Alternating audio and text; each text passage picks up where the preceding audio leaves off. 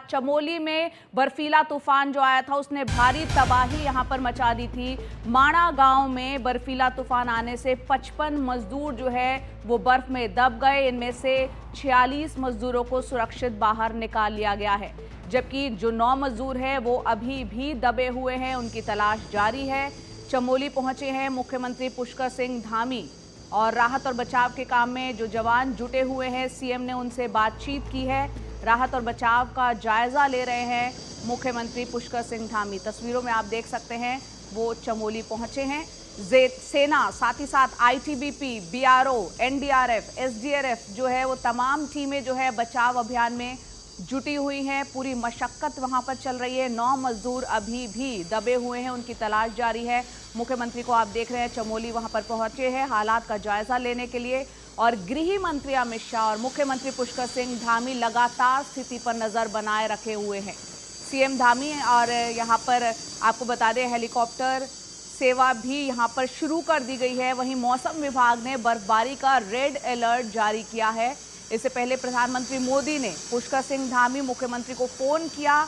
माणा गांव में जो मजदूर फंसे हुए थे उनको लेकर प्रधानमंत्री और सीएम के बीच बातचीत हुई है। किस तरह से पूरा बचाव अभियान चलाया जा रहा है आप देख रहे हैं। घायलों से मिलते हुए मुख्यमंत्री पुष्कर सिंह धामी को राहत ऑपरेशन की जानकारी जो है प्रधानमंत्री ने मुख्यमंत्री से ली। साथ ही साथ आपको बता दें बारिश और बर्फबारी को लेकर भी प्रधानमंत्री ने हर संभव मदद का आश्वासन दिया है।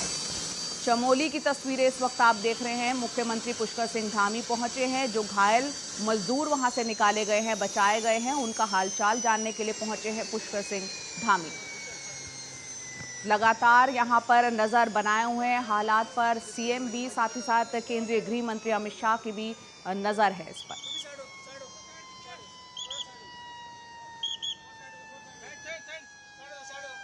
यहाँ पर काफ़ी ज़्यादा बर्फबारी है और सभी मार्ग पूरी तरह से बंद हैं। कहीं 10 फुट 12 फुट से भी ज़्यादा बर्फबारी हो रखी है और लगातार हमारा प्रयास यही है कि जो लोग अभी रह गए हैं उनको भी जल्दी से जल्दी बाहर निकाला जाए और जो लोग अभी 14 लोग और मिले हैं उन सभी को वहाँ से रेस्क्यू करके यहाँ जोशीमठ लाया जा रहा है और सभी अभी सुरक्षित हैं। भारतीय सेना द्वारा रेस्क्यू ऑपरेशन सारी रात जारी रहे और अभी भारतीय सेना की एक पार्टी ने 14 और जो दबे हुए थे एम्बुलेंस में उनको रेस्क्यू किया है। अभी इनको मेडिकल ट्रीटमेंट के लिए लेके जाया जा रहा है और इनमें से एक अभी क्रिटिकल है।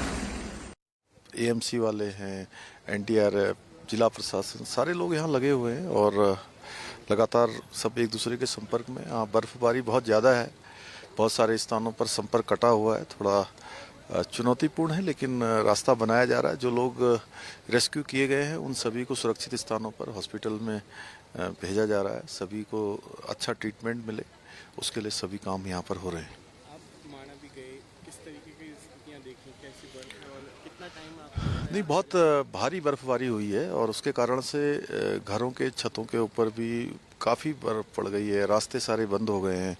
5 ब्लॉकों में यहाँ पर बिजली भी बंद है, उसको भी जल्दी से जल्दी यहाँ के जनजीवन को सामान्य करना है। उसमें हमारे प्रशासन के लोग लगे हुए हैं।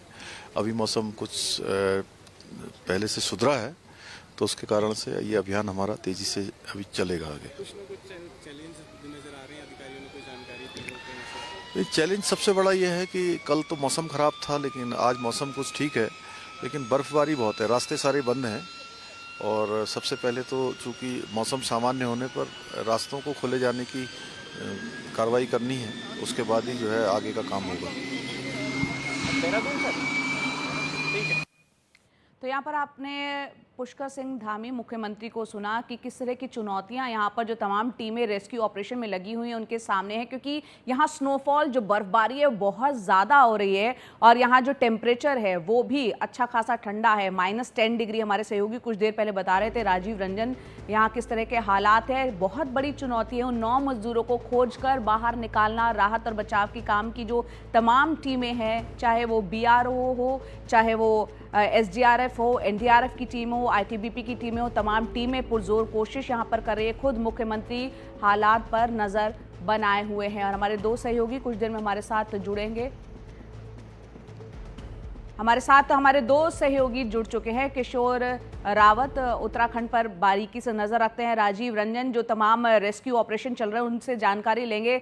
सबसे पहले किशोर आप बताएं, हमने अभी मुख्यमंत्री को सुना, बर्फबारी बहुत हो रही थी और एवलांच आके ही चुका है, अभी हालात कैसे हैं? क्योंकि माणा गांव की अगर बात करूं तो मैं खुद वहां पर जा चुकी हूं, बद्रीनाथ धाम से करीब 3-4 किलोमीटर की दूरी पे है और जून के महीने में जबरदस्त ठंड थी, इस वक्त हालात समझे जा सकते हैं, आप वहां का हाल बयां करें।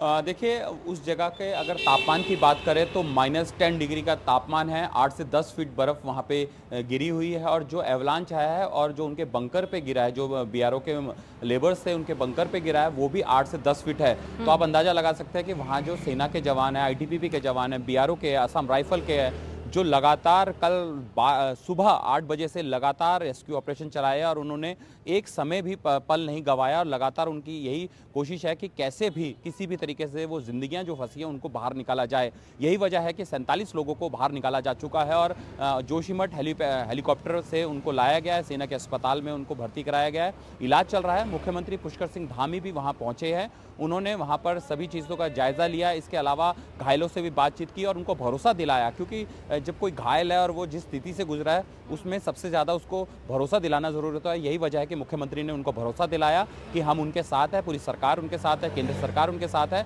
हर संभव मदद की जाएगी। और जिस तरीके से जवानों ने अपना काम किया है, क्योंकि इनकी ट्रेनिंग इसी हाई एल्टीट्यूड इसी टेरेन में होती है, यही वजह है कि उन्होंने बिना किसी अपनी सुरक्षा को ध्यान में नहीं रखा, लेकिन उन्होंने इनका ऐसे लोगों को बाहर निकाला जाए और -10 डिग्री में रात भर ऑपरेशन चलाया, सुबह भी लगातार ऑपरेशन चलाया और ये उम्मीद की जा रही है कि जो बचे 8 लोग हैं उनको जल्द बाहर निकाल दिया जाएगा। आप बता रहे हैं 8 हैं या 9 हैं, एक बार दोबारा बताएं किशोर। देखिए क्योंकि जिला प्रशासन ने 47 का आंकड़ा दिया था और एक तरफ से दूसरा आंकड़ा आया था वो 46 का आंकड़ा है, तो संभवतः 8 से 9 लोग मान के चल रहे हैं कि इतने लोग हो सकते हैं। ओवरऑल जो थे वो 55 थे, पहले 57 लोगों की थी, 2 छुट्टी पे जा चुके थे, लेकिन जो अभी आंकड़ा चल रहा है जिला प्रशासन और इसमें थोड़ा आंकड़ा क्योंकि वहां से जब रेस्क्यू करके लेके आ रहे हैं थोड़ा काउंटिंग में शायद दिक्कत हो रही है, क्योंकि जैसी रेस्क्यू ला रहे हैं उनका सबसे पहले है कि उनको लाकर हॉस्पिटल में भर्ती कराया जाए, यही वजह है कि थोड़ा आंकड़े में, लेकिन फिलहाल 8 या 9 लोग ऐसे हैं जो उनको बाहर निकालना जाना अभी है। राजीव रंजन भी हमारे साथ है। राजीव, आप सेना हो या तमाम जो एजेंसियां जुड़ी हुई हैं इस राहत और बचाव के काम में, उन पर अच्छे से नजर रखे हुए हैं आपने, आप बताएं इसी वक्त क्या अपडेट है उनकी तरफ से, किस तरह की चुनौतियां उनको सामना करना पड़ रहा है इस रेस्क्यू ऑपरेशन में और क्या उम्मीद अब वो रख रहे हैं? देखिए, उम्मीद पर दुनिया कायम है और सेना का ये कहना है कि वो पूरे अभियान को युद्ध स्तर पर चला रही है। यानी सेना और आईटीबीपी के जवान जो है अपनी जान पर खेलकर -10 से ज्यादा वहां तापमान गिर चुका है, उस हालात में वहां बर्फीली तूफान चल रहा है, रात भर मौसम खराब था लेकिन उसके बावजूद बचाव अभियान में लगे हुए थे और उसी का नतीजा है कि अब केवल जो सेना को से जानकारी दी गई कि 9 मजदूर जो है केवल बचे हुए उनको निकालने का काम जारी है।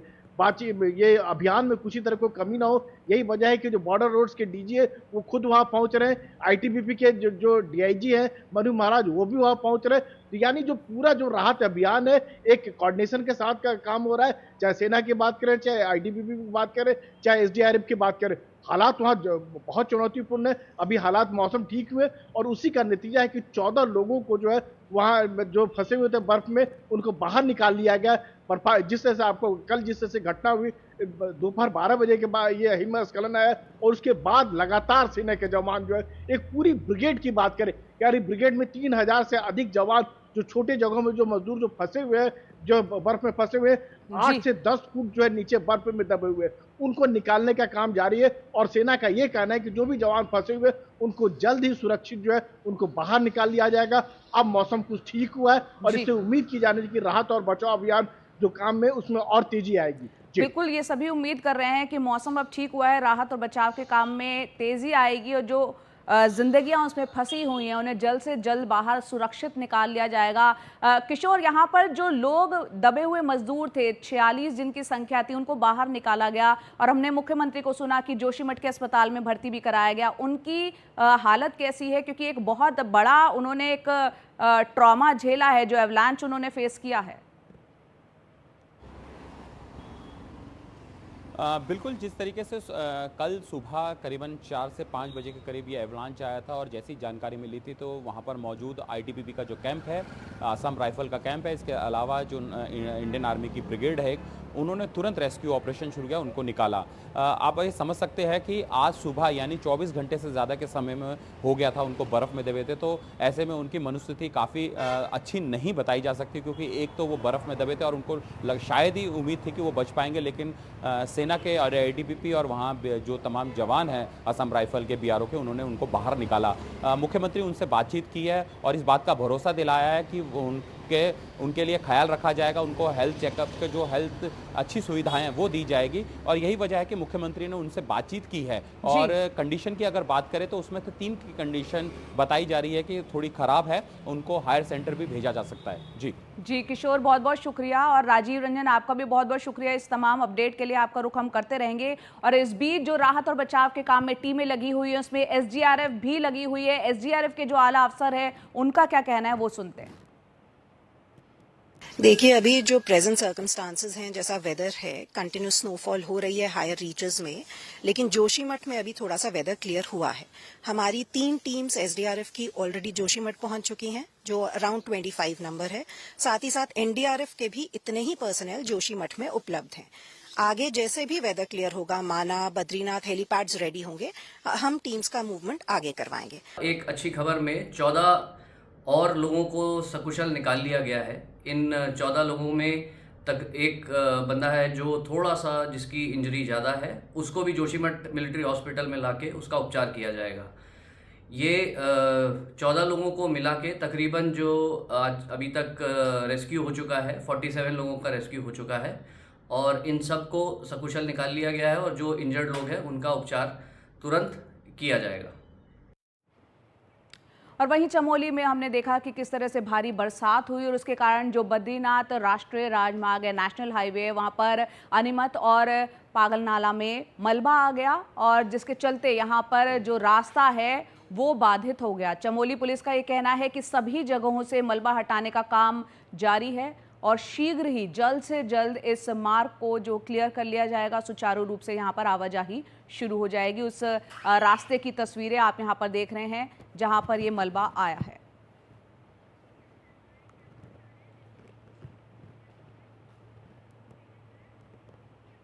आगे बढ़ते हैं, बात करते हैं श्रीनगर जम्मू राष्ट्रीय राजमार्ग लगातार तीसरे दिन भी बंद है। बर्फबारी और भूस्खलन ने यहां कश्मीर घाटी का देश के बाकी हिस्सों से एक तरह से कनेक्शन, एक संपर्क जो है वो तकरीबन काट दिया है। कश्मीर घाटी को जोड़ने वाली एकमात्र सड़क संपर्क बाधित हो चुका है। बर्फबारी के बाद श्रीनगर लद्दाख रोड समेत कई और सड़कें यहां पर बंद हैं। सड़कों को बहाल करने की कोशिशें लगातार जारी है। आप तस्वीरों में देखिए, ये तस्वीरें श्रीनगर की आप देख रहे हैं, कितनी ज़बरदस्त यहाँ पर बर्फबारी हुई है और श्रीनगर जम्मू नेशनल हाईवे पर सैकड़ों वाहन जो हैं वो इस वक्त फंसे हुए हैं। इस पर विस्तार से जानकारी दे रहे हैं हमारे सहयोगी नजीर मसूदी।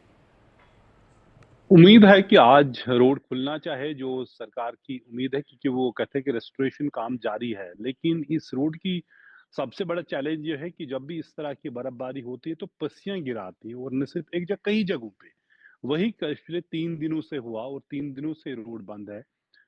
सैकड़ों गाड़ियां जिनमें सामान है, सब्जियां हैं, पेरिशेबल आइटम्स हैं, वो वहां फंसी हैं। उनको निकालने की कोशिश है, लेकिन अभी तक उसमें कामयाबी नहीं हुई, क्योंकि कई जगहों पे पस्सियां आई हैं। और 3 दिनों से जब ये श्रीनगर जम्मू नेशनल हाईवे बंद है, इसका मतलब है जो सिर्फ एक रोड लिंक है जो कश्मीर घाटी को पूरे मुल्क से जोड़ती है, वो बंद पड़ी है। और इससे एक चैलेंज भी है, जो बुनियादी ज़रूरियात की चीज़ें हैं, उनकी अगर ये रोड और ज़्यादा देर बंद रहे। स्कूलों की छुट्टियों को और बढ़ा दिया गया 7 तारीख तक, क्योंकि जब ये बर्फबारी हुई, वरना आज 1 मार्च को विंटर वेकेशन के बाद कश्मीर घाटी में स्कूल खुलने थे, उसको बढ़ा दिया गया क्योंकि मौसम की वजह है। इसी तरह लद्दाख का रोड जो श्रीनगर लेह हाईवे जो बंद पड़ी है, ये पहली बार हमने देखा कि इस विंटर में ये वो रोड खुला रहा, क्योंकि विंटर में कोई बर्फबारी नहीं हुई। अब जब हम स्प्रिंग की तरफ आ रहे हैं तो बर्फबारी शुरू हुई, और इससे एक अच्छी बात ये हुई कि यहाँ पानी पीने के पानी और इरिगेशन का चैलेंज हो रहा था ड्राई स्पेल की वजह से, वो तो टल गया। लेकिन फिलहाल इस बर्फबारी ने कहीं एक चैलेंज पैदा की है, जिसमें कहीं एक रोड जिसमें श्रीनगर जम्मू नेशनल हाईवे है, बंद पड़ा है।